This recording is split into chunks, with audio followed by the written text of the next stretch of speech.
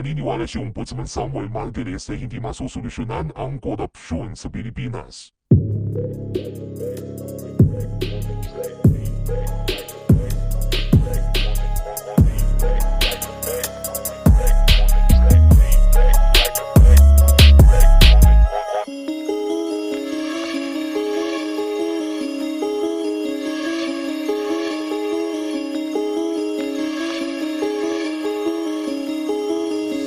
Nakapiling ang mata, sarado ang tenga. Katotohanan ni kaya tapalan ng pera. Wala kang magagawa sa bulok na sistema. Hindi baril kundi papel pang laban sa gera. Nakapiling ang mata, sarado ang tenga. Katotohanan ni kaya tapalan ng pera. Wala kang magagawa sa bulok na sistema.